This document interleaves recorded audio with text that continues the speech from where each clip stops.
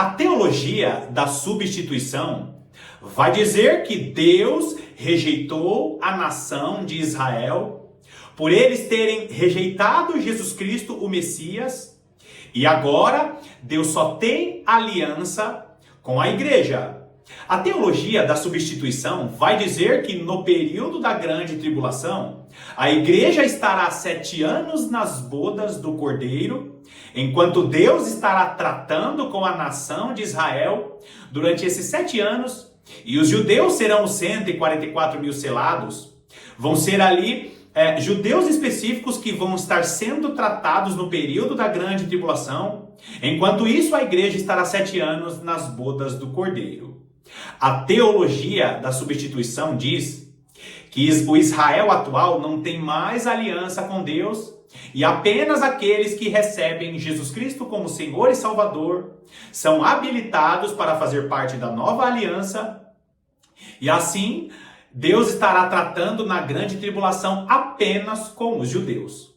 Agora, existe uma outra linha teológica que diz que os judeus não precisam receber Jesus Cristo como Senhor e Salvador, porque eles serão salvos através da antiga aliança.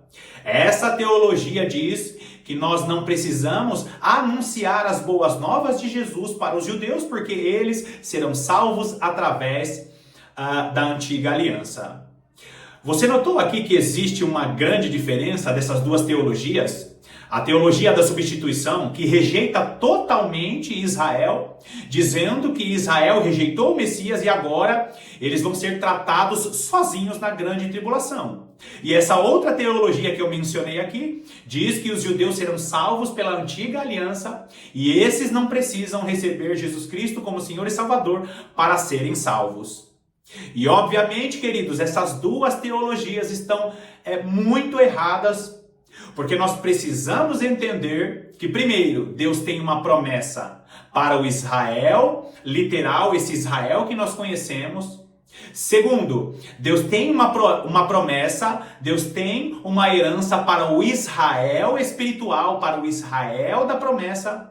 E Deus tem uma promessa para as nações que vão restar depois do período da grande tribulação, quando Jesus Cristo retornar. Não esqueça disso. A promessa para o Israel literal, uma promessa terrena. A promessa para o Israel espiritual, que tem Jesus Cristo como Senhor e Salvador. E a promessa sobre as nações que vão restar com o Israel literal no reino milenar do nosso Senhor e Salvador Jesus Cristo. Esse vídeo aqui é mais um vídeo da longa série que nós estamos fazendo a respeito das visões de Ezequiel. Seja muito bem-vindo a mais essa meditação do canal A Lâmpada para os Meus Pés.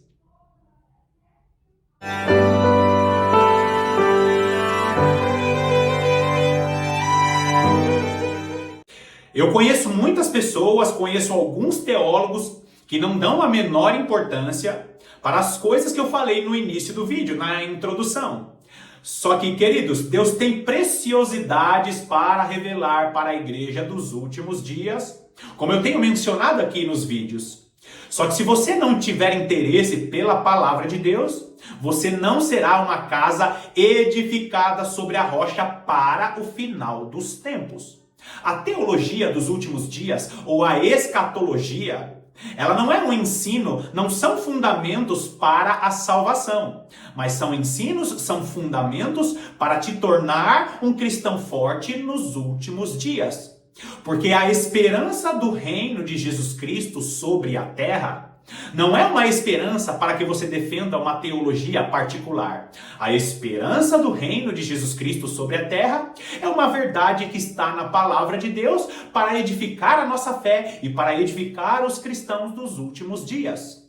Deus deixou preciosidades do reino milenar em sua palavra. Só que se nós não conectarmos todas essas revelações dos últimos dias com a lei, com os salmos e com os profetas, nós não vamos entender nenhuma dessas promessas. Agora presta atenção, queridos. Nós precisamos ter em mente que vai acontecer o princípio das dores, e eu particularmente creio que nós já estamos no princípio das dores. O início, os burburinhos a respeito de conflitos mundiais, o início e o burburinho a respeito de doenças sendo ali disseminadas nas nações. Nós estamos vendo burburinhos a respeito de conflitos específicos em Israel, e nós estamos vendo a grande apostasia no meio da igreja, onde a maior parte dos líderes religiosos ou são quadrados em sua teologia que não está na palavra de Deus, ou só estão pensando em ganhos financeiros, fazendo a igreja de comércio. Quando nós olhamos para a esperança do reino de Cristo que está nos profetas, essa esperança bendita é para edificar a igreja dos últimos dias. Agora, Jesus Cristo, ele falou a respeito desse período chamado de princípio das dores. Depois do princípio das dores, a igreja recebe o último e grande revestimento, o último e grande avivamento. Quando começar o período da grande tribulação, que é por isso que vai acontecer o último e grande avivamento, no período da grande tribulação são revestidos judeus e gentios para o período da grande tribulação, que essas são as duas testemunhas profetizadas por Jacó, por Isaías, por Oséias, as duas testemunhas do Senhor que são revestidas de poder e autoridade para o período da grande tribulação. Também cumprindo as palavras de Zacarias, também cumprindo as palavras do apóstolo João na revelação do livro de Apocalipse. No período da grande tribulação, muitos judeus são despertados, e em breve nós estaremos falando a respeito dos 144 mil selados e o cálice de prata. Nesse período da grande tribulação, Deus desperta muitos judeus para que os gentios convertidos junto com os judeus se tornem as duas testemunhas nos 7 anos finais dessa era comum. Jesus Cristo volta no final da grande tribulação, a igreja é arrebatada, ressurge dos mortos para entrar no reino milenar de Jesus Cristo, e após os 7 anos da grande tribulação começa a batalha do Armagedon. Ali o último conflito acontece e ocorre porque as nações serão reunidas no Vale de Josafá para que aconteça ali a batalha de Gog e Magog. Quando Jesus Cristo pisar as nações nessa batalha de Gog e Magog, o rei Gog reúne as nações que são Magog, ali acontece o pisar das uvas, a ira do cordeiro, quando as nações inimigas de Deus são pisadas no Vale de Josafá, no Vale do Megido, que é o lagar da ira de Deus. Quando as nações forem pisadas, ainda vai acontecer um período de limpeza na terra. E quando a terra for limpa, quando os cadáveres forem tirados de maneira literal, Jesus Cristo reina sobre a terra, com seu corpo glorificado de maneira gloriosa. A igreja, que está glorificada também como reis e sacerdotes, reinará sobre a terra. A teologia tradicional não deixa você enxergar isso, porque a teologia tradicional não te estimula a conectar as revelações de Daniel, as revelações de Apocalipse com a lei, com os salmos e com os profetas. Não existe teologia da substituição e não existe teologia que diz que os judeus vão ser salvos pela antiga aliança. Agora presta atenção, queridos, no que eu vou falar. Deus tem uma promessa para o Israel literal, porque Jesus Cristo estará reinando literalmente de Jerusalém, e não existe essa história de simbolizar as coisas. Toda a teologia baseada no Principado da Grécia, na filosofia, tenta simbolizar as coisas, deixar as coisas de maneira simbólica, porque simbolizando as coisas, nós perdemos as revelações literais que estão nos profetas a respeito do reino de Cristo sobre Jerusalém e de maneira literal. Agora, Deus tem uma promessa para o Israel literal, Deus tem uma promessa especial para os reis e sacerdotes, que é o Israel espiritual, e Deus tem uma promessa junto com o Israel literal sobre as nações da terra. Para se cumprir a promessa feita a Abraão, Isaque e Jacó, que a herança de Abraão herdaria as terras em que Abraão pisou a planta de seus pés. Deus prometeu a Abraão que as terras em que ele peregrinou seriam da herança de Abraão, e todas as nações seriam benditas no nome de Abraão, e isso só vai acontecer no reino milenar de Jesus Cristo. A teologia tradicional vai tentar dizer que nós estamos judaizando a teologia, que nós estamos querendo um reinado político, quando na realidade a teologia tradicional ela vai ter que desconstruir tudo que foi falado para pregar a verdadeira escatologia. E eu quero que você pense nisso, queridos. Você consegue imaginar um pastor conhecido, famoso, se retratando a respeito dos vários e diversos livros que ele escreveu a respeito da igreja morando no céu, por exemplo? É muito difícil. Um pastor tradicional, um pastor conhecido, um teólogo conhecido vai ter que ser muito humilde para confessar esse erro teológico. Agora, vai lá comigo em Ezequiel. Ezequiel, capítulo 36. Ezequiel, capítulo 36, hoje nós vamos ler a partir do versículo 22, que diz assim: Dize, portanto, à casa de Israel, assim diz o Senhor Deus, não é por amor de vós que eu faço isto, ó casa de Israel, mas pelo meu santo nome, que profanaste entre as nações, para onde fostes. Primeira coisa, queridos, nós precisamos olhar para a nação de Israel da época do profeta Ezequiel por dois vieses. Primeiro, aconteceu ali o período do reino de Saul, Davi e Salomão, o período do Reino Unido. Lembra daquela famosa quebra do reino, onde as 12 tribos que eram unificadas são quebradas no meio e o reino, a nação de Israel se tornam dois reinos. E você vai ver nessa dinâmica que o povo de Israel é espalhado entre as nações, o chamado Reino do Norte, e o outro reino que seguiu ali a linhagem de Davi, seguiu toda a linhagem de Davi. E os judeus até hoje, os judeus que são chamados de judeus de raça pura, são da linhagem de Davi. O reino de Judá segue a linhagem de Davi e o reino do Norte se mistura com as nações. Agora, a maior parte dos judeus da época do profeta Ezequiel e toda a sua descendência foi espalhado entre as nações. E Deus, por causa da promessa que ele fez, por causa da sua palavra e por causa do seu nome, promete ao Israel literal trazer esse Israel literal para a sua terra e trazer uma purificação para a nação de Israel. Agora, nós precisamos estar atentos a essa promessa feita à nação de Israel, porque Deus ele tem uma purificação da nação de Israel, da terra de Israel literal, porque o Messias vai reinar daquela nação, e você não vai encontrar nenhum dos profetas dizendo que o Israel literal ou o Israel da promessa reinará no céu.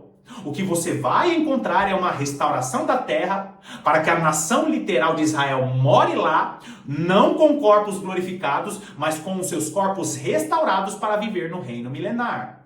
Jesus Cristo estará reinando de Jerusalém, a igreja, o Israel espiritual como reis e sacerdotes vão estar reinando sobre as nações, inclusive sobre o Israel literal. Teremos um sacerdócio espiritual da ordem de Melquisedeque e teremos um sacerdócio literal da ordem de Zadok e da ordem levítica.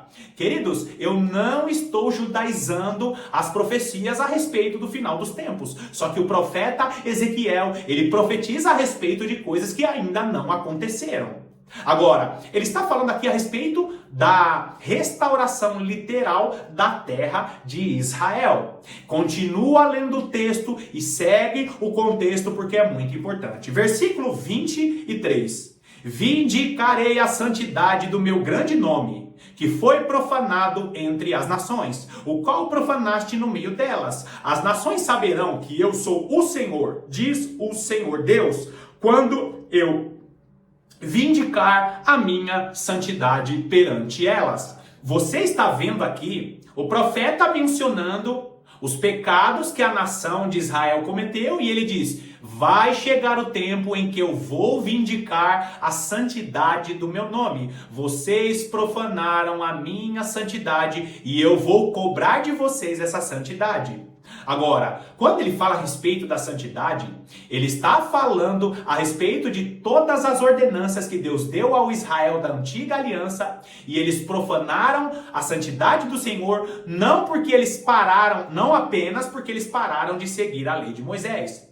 O primeiro passo do Israel da antiga aliança foi parar de seguir a lei de Moisés. Depois eles passaram a seguir os outros deuses das outras nações. Eles começaram a seguir ao Deus do dinheiro, ao Deus Mamon. E por fim eles não reconheceram o Messias. E o Israel literal vem profanando a santidade do nosso Deus desde a época da antiga aliança. Só que Deus, ele reconhece, através de sua palavra, que mesmo o Israel da antiga aliança tendo profanado a lei de Moisés, tendo profanado a santidade do Senhor, Deus estabeleceu a nova aliança e a maior parte dos judeus não entenderam a nova aliança, que é a nova aliança que vai vindicar a santidade do nosso Deus.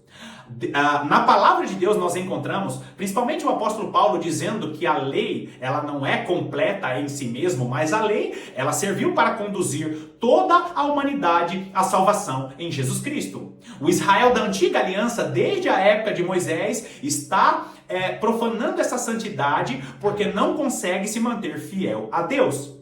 E aí Deus estabelece a nova aliança, mostrando que a antiga aliança era para conduzir a humanidade até Jesus Cristo. Só que mesmo assim, a maior parte daqueles que são judeus, israelitas, não reconheceram o Messias. E por não seguir a palavra de Deus, eles estão profanando a santidade do Senhor entre as nações. Profanar a santidade de Deus ou profanar o nome entre as nações não está falando a respeito de não cumprir rituais.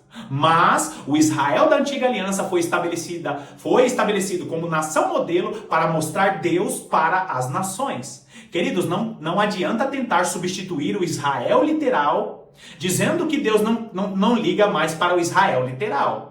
É bem verdade que salvação só existe em Cristo Jesus, porém Deus tem uma promessa para a nação de Israel no reino milenar. Não é uma promessa a respeito desse sacerdócio superior através dessa ordem de Melquisedeque, porém é uma promessa literal porque Deus ama a nação de Israel. Reis e sacerdotes glorificados apenas aqueles que cumpriram a antiga aliança antes da vinda de Jesus, e salvação, para aqueles que vão fazer parte dos reis e sacerdotes a partir de Jesus Cristo. Ou seja, todos aqueles que viveram no período em que o nome de Jesus está sendo pregado, só vão ser reis e sacerdotes se receberem Jesus Cristo como Senhor e Salvador. E isso para a ordem de Melquisedeque. Só que Deus tem uma promessa de uma restauração do sacerdócio de Zadok e do sacerdócio levítico. Deus tem uma promessa para o Israel literal, que é esse Israel que nós conhecemos.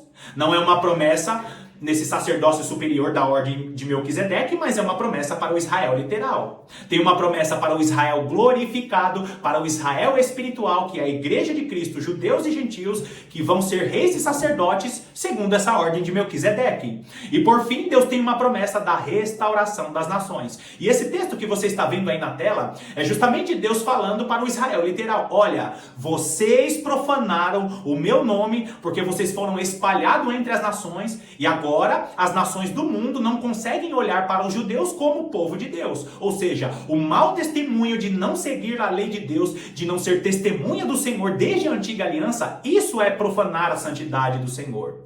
Desde o início, Deus tem o plano de levantar uma nação de reis e sacerdotes para ser representantes dele na terra entre as nações do mundo. E isso só vai se cumprir de maneira literal, de maneira cabal, quando Jesus Cristo voltar. Como que vai acontecer isso? Deus estará levantando os seus reis e sacerdotes, o povo poderoso, aquela nação poderosa, aquele exército poderoso de Ezequiel 37 e de Joel capítulo 2. Aquele exército poderoso é a nação que nunca houve e jamais haverá em anos adiante, que é justamente o sacerdócio da ordem de Melquisedeque, que são os reis e sacerdotes do Senhor Jesus Cristo, que vão estar reinando sobre as nações da terra. Agora, queridos, olha o que diz o versículo 23, o que nós lemos: vindicarei a santidade do meu grande nome, que foi profanado entre as nações, o qual profanastes no meio delas. As nações saberão que eu sou o Senhor, diz o Senhor Deus, quando eu vindicar a minha santidade perante elas.